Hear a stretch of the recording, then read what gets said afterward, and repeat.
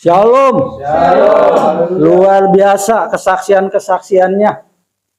Mengingatkan kita bahwa kita itu sangat dikasihi oleh Tuhan. Tuhan punya rencana pribadi lepas pribadi di tempat ini yang tidak pernah kita tahu. Tetapi pasti Tuhan tahu akan tujuan hidup kita yang paling akhir. Finally namanya. Di garis finish, Tuhan tahu akan hidup kita. Tadi kesaksian Alexa sungguh-sungguh luar biasa. Bagaimana Tuhan membentuk sebuah pribadi yang tadinya tidak bisa akan menjadi bisa. Itu tidak gampang, itu sulit. Karena dari dasarnya, basicnya kan bukan kemiliteran. Dan juga tadi saya udah melihat Bung Andri bilang bagaimana Daud yang tidak pernah dilatih kemiliteran, ketentaraan, tetapi dia bisa menjadi raja yang paling hebat, yang paling luar biasa. Bahkan dia adalah panglima perang yang mampu mengalahkan raja-raja di Timur Tengah 3000 tahun yang lalu dengan dahsyat dan luar biasa. Tuhan membentuk pribadi lepas pribadi karena Tuhan tahu siapa kita yang sesungguhnya. Karena tidak ada yang tersembunyi bagi Tuhan. Di dalam lagu tadi dikatakan, tidak ada yang tersembunyi bagi Tuhan. Ia mengasihi kita, ia tahu apa yang akan dia kerjakan bagi hidup kita selanjutnya. Malam ini saya akan bagikan firman Tuhan, temanya Allah mengasihi kita dengan sempurna. Amin. Allah mengasihi kita dengan sempurna. Dia mengasihi kita dengan sempurna karena dia tahu kita adalah umatnya. Kalau kita bukan umatnya, kita tidak akan pernah dikasih oleh dia. Bahkan bukan dikatakan saja umatnya, kita dianggap adalah anak-anaknya. Bukan hamba lagi, anak-anaknya. Kita buka dulu dalam Kejadian 1 ayat 27 dan 28. Kejadian 1 ayat 27 dan 28. Allah mengasihi umatnya dengan sempurna. Amin. Termasuk mengasihi juga Alexa. Dia akan berhasil, dia akan lulus. Itu keinginan Tuhan. Dan keinginan kita juga di tempat ini bagi dia. Dia akan menyelesaikan trainingnya sampai di garis finish. Kejadian 1 ayat, minta tolong ya, di Kejadian 1 ayat 27 dan 28, Bang Nathan ya, tolong ya. Demikian firman Tuhan. Maka Allah menciptakan manusia itu menurut gambarnya. Menurut gambar Allah diciptakannya dia laki-laki dan perempuan diciptakannya mereka. Jadi sepasang nih ya. Ayat 28-nya, Allah memberkati mereka, lalu Allah berfirman kepada mereka, beranak cuculah dan bertambah banyak. Penuhilah bumi dan taklukkanlah itu. Berkuasalah atas ikan-ikan di laut dan burung-burung di udara dan atas segala binatang yang merayap di bumi. Ya, makasih Ibu Imelda. Ya, itu janjinya ya. Janji Tuhan di dalam Kejadian 1 ayat 27 dan 28 bahwa ia memberkati umatnya. Menjadi penguasa atas semua makhluk hidup yang ada di bumi di zaman itu. Tetapi sebelum sampai ke tahap itu, di dalam hal apapun, supaya Allah memberkati kita dengan sempurna, menyertai kita dengan sempurna, mengasihi kita dengan sempurna, kita harus mengetahui satu hal. Ini ada cerita mengenai Nabi Daud. Tidak ada sesuatu yang salah di dalam kehidupan Daud, di dalam apapun yang dia lakukan bersama dengan Tuhan. Tetapi ada beberapa pelanggaran yang Daud lakukan yang membuat Tuhan memberikan bukan hukuman, ujian. Apakah Daud mengasihi Tuhan atau tidak? Hasilnya kita buka Malaiki 4 ayat. Syarat pertama supaya kita dikasihi Tuhan dengan sempurna, kita harus memulihkan keluarga yang ada di dalam hidup kita. Amin. Jadi kalau ada keluarga yang belum dipulihkan, bapak, ibu, belum ada pemulihan dengan anak-anaknya, suami dengan istri belum ada pemulihan, Allah tidak akan pernah mengasihi kita dengan sempurna. Amin. Karena apapun yang dilakukan, kalau di dalam keluarga itu tidak ada pemulihan, nanti ada sesuatu yang jelek buat hidup kita, di dalam pelayanan, di dalam bermasyarakat, atau di dalam apapun. Malaiki 4 ayat 5 dan 6. Ibu Imelda tolong bacain ya. Sesungguhnya aku akan mengutus Nabi Elia kepadamu menjelang datangnya hari Tuhan yang besar dan dahsyat itu. Maka ia akan membuat hati bapak-bapak berbalik kepada anak-anaknya dan hati anak-anak kepada bapak-bapaknya, supaya jangan aku datang memukul bumi sehingga musnah. Yang pertama, supaya kita dikasihi Allah dengan sempurna, ada pemulihan di dalam keluarga yang dipercayakan oleh Tuhan untuk kita pulihkan. Amin. Dikatakan di situ, Bapak, apa Bu Emelda tadi? Maaf. Bapak tadi apa? Hati Bapak. Maka ia akan membuat hati bapak-bapak berbalik kepada anak-anaknya dan hati anak-anak kepada bapak-bapaknya, supaya jangan aku datang memukul bumi sehingga musnah. Hati Bapak berbalik kepada anak-anaknya, hati anak-anaknya berbalik kepada bapaknya. Di situ ada pemulihan. Tetapi jikalau hanya bapaknya mengasihi anaknya, anaknya tidak mengasihi bapaknya, tidak ada pemulihan. Itu janjinya Tuhan. Dan ini di Alkitab dicatat. Di mana tokoh Alkitab yang paling hebat, yang paling dahsyat mengalami masalah ini. Dia mengampuni anaknya, dia memulihkan anaknya, mengasihi anaknya, tetapi anaknya tidak respect kepada dia. Hasilnya tragis. Dan hasilnya tragis itu membuat kebinasaan, membuat sesuatu yang frontal, sehingga gagal dalam hidup ini. Kita buka dulu di dalam, tolong dibacakan aja ya. Ini saya nggak bawa kacamata lagi, aduh. Bahaya juga nih. Minta maaf Pak Gem ya, minta maaf. Lain 2 Samuel 18 ayat 33. Iya, 2 Samuel 18 ayat 33. Daud mengasihi Absalom. Absalom itu memberontak kepada kerajaan bapaknya.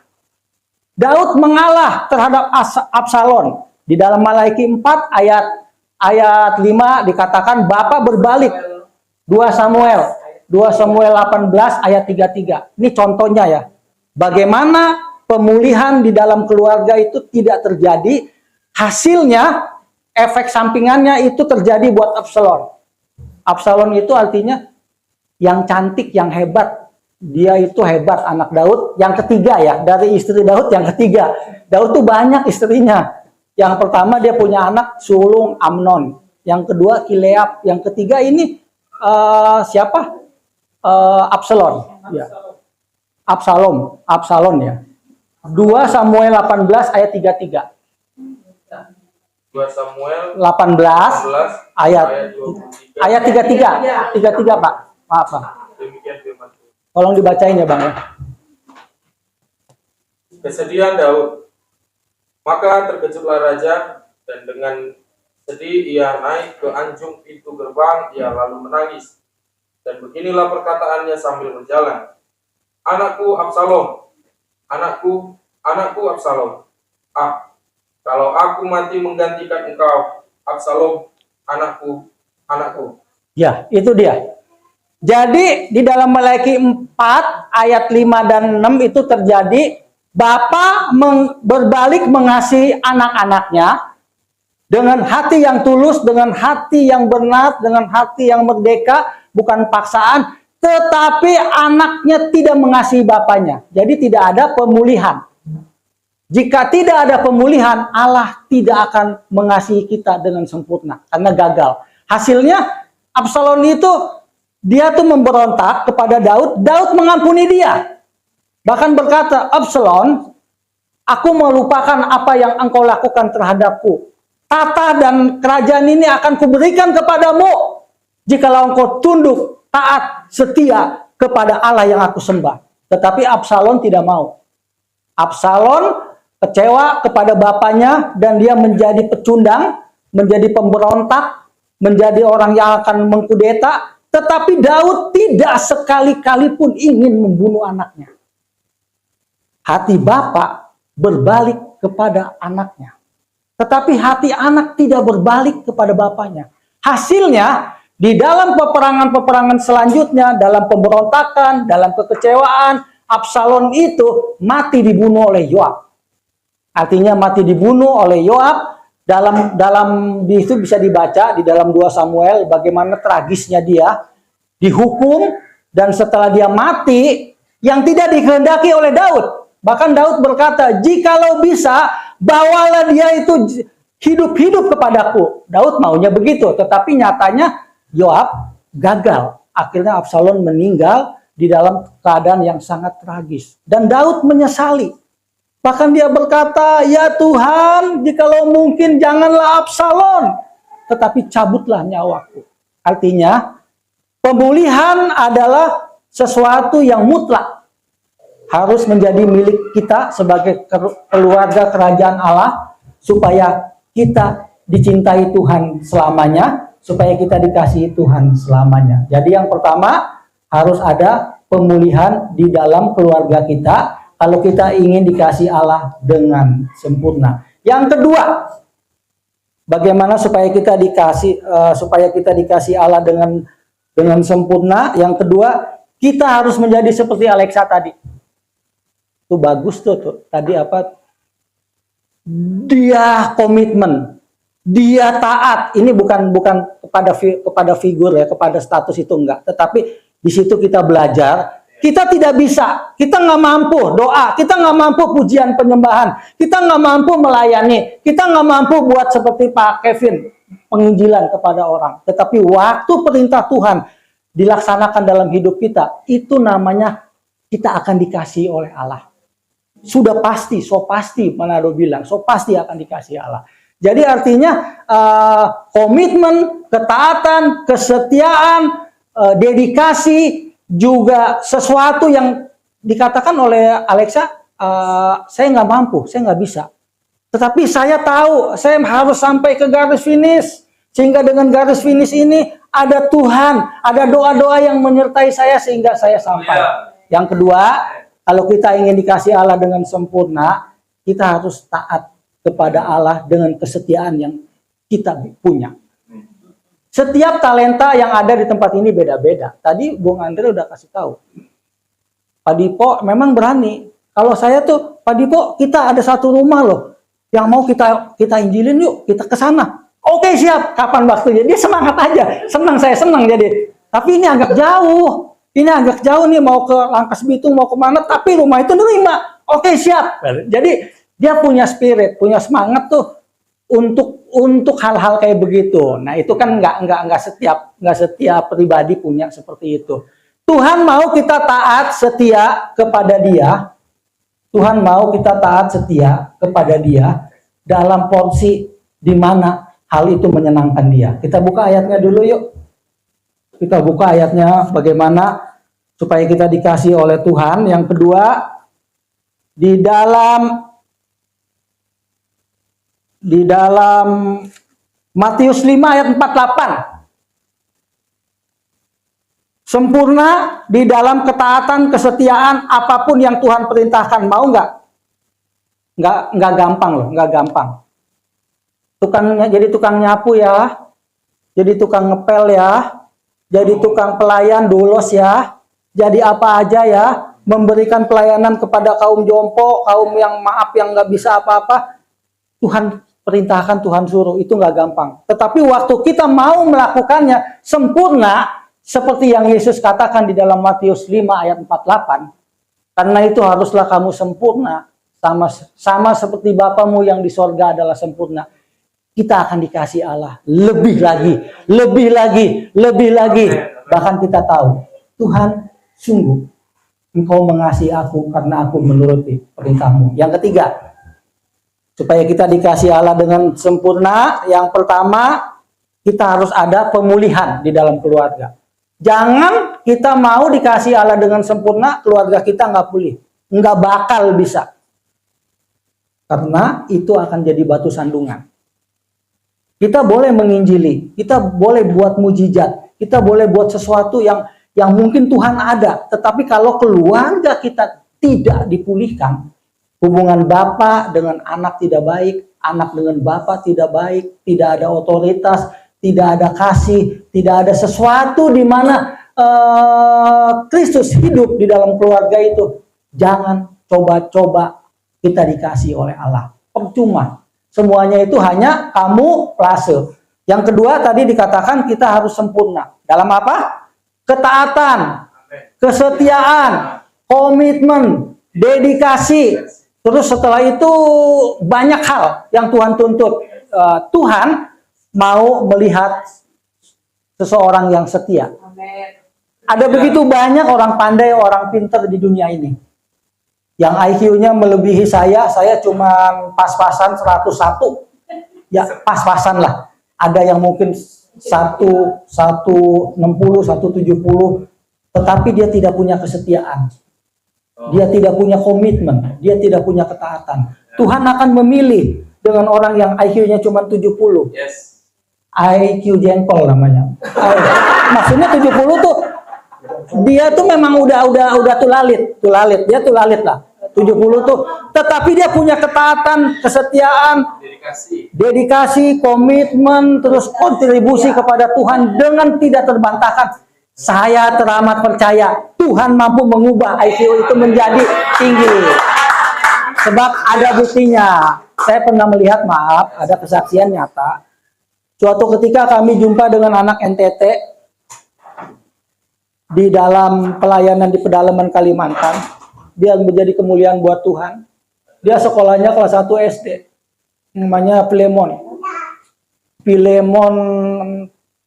Fernandes namanya. Dia kelas 1 SD. Pada saat sekolah Alkitab, disuruh baca Alkitab, dia salah-salah bacanya. Salah-salah aja. Maksudnya apa yang dibaca, diperintahkan oleh gurunya, dia tuh nggak nyambung. Kejadian dia beda. Suatu ketika dipanggil, ternyata dia hanya kelas 1 SD. Dia dari Kupang, dari sana kabur hanya ingin melayani di pedalaman, tapi kan mesti masuk SOM, sekolah orientasi melayani. Artinya kan mesti bisa baca tulis ya Ibu Elmeda. Dia nggak bisa. Tetapi dalam beberapa tahun kemudian, ajaib loh Tuhan itu loh. Dia bisa baca, bahkan jadi hamba Tuhan. Bahkan dia bisa bacanya nggak salah-salah lagi. Tadinya dia salah, misalnya bacanya tentang Kejadian 1 ayat 1. Dia bacanya lain. Dia sembarangan aja dia baca, apa aja dia baca. Memang nggak nyambung, semuanya nggak nyambung. Tetapi bingungnya, ajaibnya Tuhan itu membuat dia tuh dalam bertahun-tahun kemudian dia bisa baca Alkitab loh. Dan nggak salah-salah lagi. Itu saya menyaksikan dan itu semua buat kemuliaan Tuhan. Jadi artinya ketika kita punya ketaatan, kesetiaan, komitmen, dedikasi, semua yang Tuhan perintahkan kita lakukan dengan sepenuh hati, walaupun itu kita nggak sempurna loh. Ada salahnya, ada cacatnya. Saya percaya di tempat ini doanya masih bolong-bolong. Sama kayak saya yang di depan ini juga. Bolong-bolong doanya, iya. Bolong-bolong, ngaku aja. Puasanya juga bolong-bolong, iya. Ngaku, betul. Salah itu salah. Tapi kita berkata, Tuhan, saya ingin belajar supaya saya bisa melakukannya. Karena semuanya demi kemuliaan nama-Mu, supaya Engkau layak mengasihi aku. Yang ketiga, penutup, ya tidak dipanjang lebarin lagi. Temanya bagaimana Allah mengasihi kita dengan sempurna. Yang pertama, pemulihan keluarga. Itu sangat bahaya loh.